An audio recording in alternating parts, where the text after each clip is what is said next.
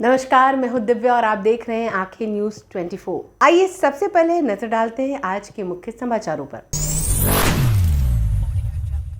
नमस्कार, मैं अमित और आप देख रहे हैं आंखें न्यूज 24। भाजपा नेता शाहनवाज हुसैन ने बयान जारी कर कहा कि बंगाल की मुख्यमंत्री ममता बनर्जी ने प्रधानमंत्री नरेंद्र मोदी के लिए जो भाषा का प्रयोग किया है उसकी मैं घोर निंदा करता हूं। वहीं आगे शाहनवाज हुसैन ने मुख्यमंत्री ममता बनर्जी पर तंज कसते हुए कहा कि ममता दीदी आप मर्यादा मत तोड़ो। वहीं आगे उन्होंने कहा कि हम एक संस्कारी पार्टी हैं और इस तरह की बातें समाज के लिए सही नहीं है और खासकर एक प्रधानमंत्री के लिए ऐसी भाषा का प्रयोग करना बिल्कुल भी उचित नहीं है। आइए आपको सुनवाते हैं और क्या कुछ कह रहे हैं शाहनवाज हुसैन। ममता बनर्जी ने जिस तरह की भाषा पश्चिम बंगाल में प्रधानमंत्री जी के लिए बोली है उसकी मैं घोर निंदा करता हूं। दीदी मर्यादा मत तोड़ो। हम लोग भी मर्यादा तोड़ सकते हैं लेकिन हम एक संस्कारी पार्टी हैं, मर्यादा नहीं तोड़ रहे। प्रधानमंत्री जी पर जिस तरह के निजी हमले ममता बनर्जी ने किए हैं, इतिहास में इस तरह कभी किसी मुख्यमंत्री के जरिए निजी हमले प्रधानमंत्री पर नहीं किए गए। ममता बनर्जी पूरी तरह घबरा गई। उन्हें मालूम है कि मोदी ने राष्ट्र का चुनाव जीता, महाराष्ट्र का चुनाव जीता, हरियाणा जीता, दिल्ली जीता, अब बिहार जीतेंगे और बंगाल की भी बारी है। इसका जवाब बंगाल की जनता, उनकी जो बदजुबानी है ममता बनर्जी की, ममता बनर्जी ने कल बदजुबानी की है, गाली गलौज की है, ऑपरेशन सिंदूर का अपमान किया है। उस अपमान का बदला बंगाल की जनता उनसे जरूर लेगी।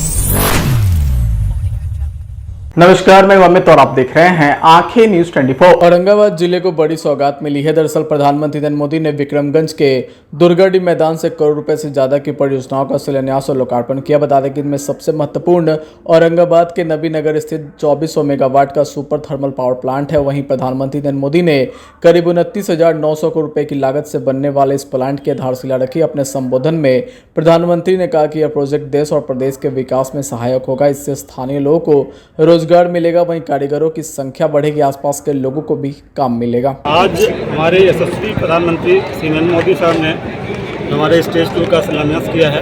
ये हमारे लिए बहुत सौभाग्य की बात है, क्योंकि इसके साथ ही हमारा जो स्टेज 2 आएगा, ये स्टेज 2 जो है इस स्टेशन को पूरे देश का सुपर क्रिटिकल टेक्नोलॉजी बेस्ड जो पावर स्टेशन होगा, सबसे बड़ा स्टेशन होगा। और ये इस पावर स्टेशन से जो भी ऊर्जा जनित होगी वो पूरे प्रदेश को और पूरे देश को औद्योगिक विकास में सहायक होगी।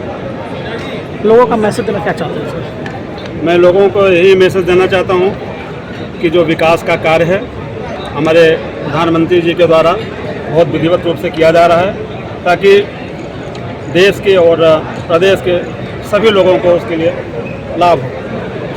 ये परियोजना कितने दिनों में पूरी होगी सर? ये परियोजना लगभग 4.5 से 5 साल में सतत रूप में होगी। पहले 1 यूनिट आएगी, उसके बाद और यूनिट आएगी। देखिए, नया संस्थान बन रहा है तो उसमें क्षमता बढ़ेगी और काम करने वाले लोगों के लिए जो हमारे कारीगर हैं या जो उसके साथी हैं उनको संख्या बढ़ेगी। उसके साथ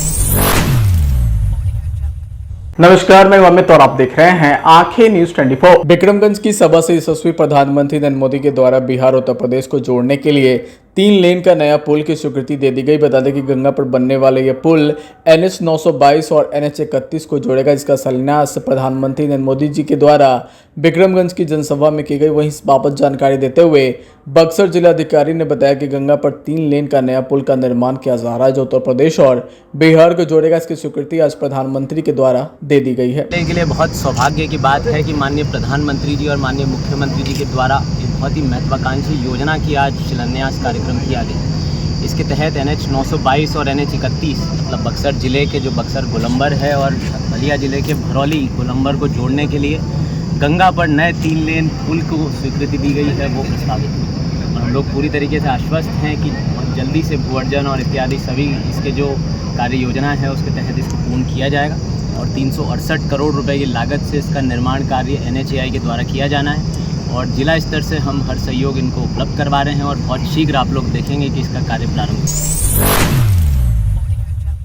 नमस्कार, मैं अमित और आप देख रहे हैं आंखें न्यूज 24। प्रधानमंत्री नरेंद्र मोदी ने आज बिहार के औरंगाबाद जिले के बारुन और नबीनगर प्रखंड की सीमा पर स्थापित एनटीपीसी लिमिटेड की Nabinagar super thermal power station के स्टेज 2 के तहत विस्तार परियोजना का विक्रमगंज से वीडियो कॉन्फ्रेंसिंग के माध्यम से शिलान्यास किया। इसके तहत 800 मेगावाट की 3 इकाइयां स्थापित की जाएगी, यानी स्टेज 2 के तहत 2400 मेगावाट बिजली का उत्पादन किया जाएगा। बता दें कि इस प्रकार इस परियोजना की वर्तमान बिजली उत्पादन क्षमता 1980 मेगावाट से बढ़कर 4380 मेगावाट हो जाएगी और यह देश का दूसरा सबसे बड़ा बिजली संयंत्र होगा। बता दें कि इसके निर्माण पर 29,948 करोड़ रुपए की लागत आएगी। बता दें कि इसकी पहली इकाई से वर्ष 2029 के फरवरी माह में बिजली उत्पादन शुरू हो जाएगा। वहीं से बिहार को 1500 मेगावाट बिजली मिलेगी, जबकि शेष 900 मेगावाट बिजली गुजरात, झारखंड और अन्य राज्यों को दी जाएगी। बता दें कि इस परियोजना के बनने से दक्षिण बिहार में रोजगार के नए अवसर भी सृजित होंगे तथा उद्योग और व्यापार को बढ़ावा मिलेगा। समाचारों में वक्त हो चला एक छोटे से अंतराल का। पटना में कई वर्षों से शिक्षा में अहम योगदान दे रहा है Gyansthali high school Alamganj Patna city,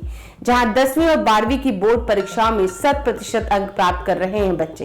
एक ऐसा स्कूल जहां न केवल होती है पढ़ाई बल्कि साथ ही साथ होती है कल्चरल एक्टिविटी, स्पोर्ट्स एक्टिविटी से जुड़े गेम्स, मैथ ओलंपियाड से लेकर साइंस ओलंपियाड, जहां बच्चों के लिए स्कूल कैंपस अत्याधुनिक सुविधाओं से लैस, छोटे बच्चों के लिए वाहन और ट्रांसपोर्ट की विशेष सुविधा।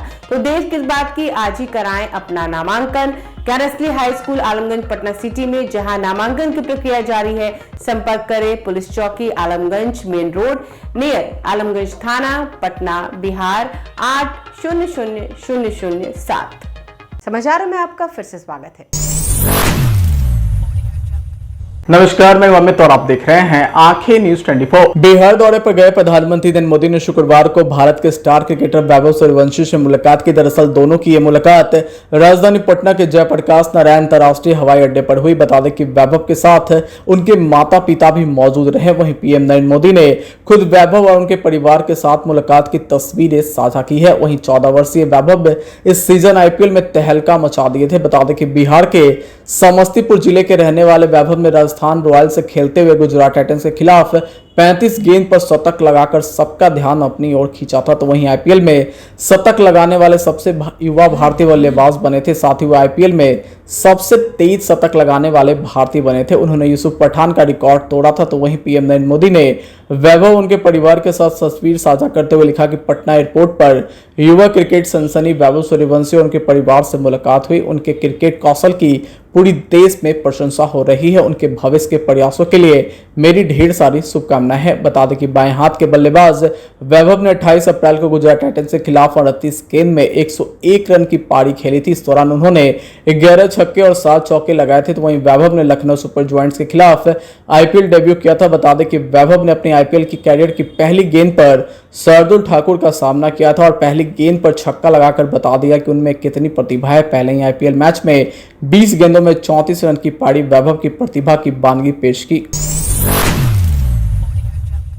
नमस्कार, मैं अमित और आप देख रहे हैं आंखें न्यूज 24। जन स्वराज के सूत्रधार प्रशांत किशोर ने गुरुवार को बिहार बदलाव यात्रा के तहत सीवान के दरौंदा एवं महाराजगंज में जनसंवाद किया। बता दें कि जनसंवाद के बाद पत्रकारों से बातचीत करते हुए प्रशांत किशोर ने पीएम नरेंद्र मोदी के बिहार दौरे पर जमकर हमला बोला और कहा कि मोदी जी का बिहार आना कोई नई बात नहीं है। बिहार में चुनाव है इसलिए वो जरूर आएंगे, लेकिन सवाल यह है कि केंद्र और राज्य दोनों जगह जब डबल इंजन वाली एनडीए की सरकार है, लेकिन क्या उन्होंने बताया कि बिहार के बच्चों को रोजगार कैसे मिलेगा? क्या उन्होंने बताया कि बिहार से पलायन कब रुकेगा? वो चुनाव प्रचार करने आ रहे हैं, लेकिन क्या उन्होंने बताया कि अगर एनडीए की सरकार बनती है तो मुख्यमंत्री कौन बनेगा? क्या उन्होंने यह स्पष्ट किया कि थके हुए नीतीश कुमार फिर से मुख्यमंत्री बनेंगे या एनडीए से कोई और नेता मुख्यमंत्री बनाया जाएगा? इसके साथ ही उन्होंने कहा कि बिहार में चुनाव है इसलिए रोजगार, शिक्षा व्यवस्था, पलायन जैसे बिहार के मुद्दे पर बात होनी चाहिए। वहीं आपको बताते चले कि इन दिनों प्रशांत किशोर बिहार बदलाव यात्रा पे हैं और लगातार प्रशांत किशोर बिहार के नेताओं पर हमलावर हैं। वो लगातार अपने कार्यक्रम के माध्यम से नीतीश कुमार व तेजस्वी यादव से सवाल पूछते हैं और जमकर उन पर नमस्कार, मैं अमित और आप देख रहे हैं आंखें न्यूज 24। बिहार में 29 से 31 मई तक सीमांचल और पूर्वी जिलों में भारी बारिश की चेतावनी जारी की गई है। वहीं बीते 29 मई को किशनगंज, कटिहार, भागलपुर और बांका में गरज के साथ वज्रपात और 30 से 40 किलोमीटर प्रति घंटे की रफ्तार से तेज हवाएं भी चली। वहीं 30 मई को इन जिलों में भारी बारिश का अलर्ट जारी रहेगा, जबकि सुपौल, सहरसा, मधेपुरा, खगड़िया, जमुई और बांका में भी भारी बरसात हो सकती है। इस दौरान वज्रपात और 40 से 50 किलोमीटर प्रति घंटे की रफ्तार से हवाएं चलने की आशंका जताई गई है। तो वहीं 31 मई को किशनगंज, अररिया, सुपौल, सहरसा, मधेपुरा, पूर्णिया और कटिहार के कुछ क्षेत्रों में तेज गरज के साथ भारी बारिश और 30 से 40 किलोमीटर प्रति घंटे की रफ्तार से तेज हवाएं चलने की संभावना है। इसके बाद मौसम के समान होने की उम्मीद है। हालांकि राज्य के अन्य हिस्सों में छिटपुट गरज चमक जारी रह सकती है। वहीं पटना में उमस भरी गर्मी बनी हुई है, जहां पर कुछ स्थानों पर हल्की बूंदाबांदी हुई, लेकिन नमी भरी हवाओं के कारण तापमान का असर बना रहा। बता दें कि इन मौसमी बदलाव का मुख्य कारण देश भर में मानसून का विस्तार है, जो बिहार में भी अपना लगातार प्रभाव डाल रहा है। तो वहीं राजधानी पटना में तापमान की अगर बात करें तो 37.3 डिग्री सेल्सियस उच्चतम और 29.4 डिग्री सेल्सियस न्यूनतम रहा, जबकि आर्द्रता की बात करें तो 78% रही। वहीं मुजफ्फरपुर जिले में अधिकतम तापमान 36.4 डिग्री सेल्सियस और न्यूनतम तापमान 28.5 डिग्री सेल्सियस दर्ज किया गया, जहां आर्द्रता का स्तर 76% रहा। वहीं गया जी में तापमान 36.5 डिग्री सेल्सियस तक पहुंच गया, जबकि न्यूनतम तापमान 27 डिग्री बना रहा।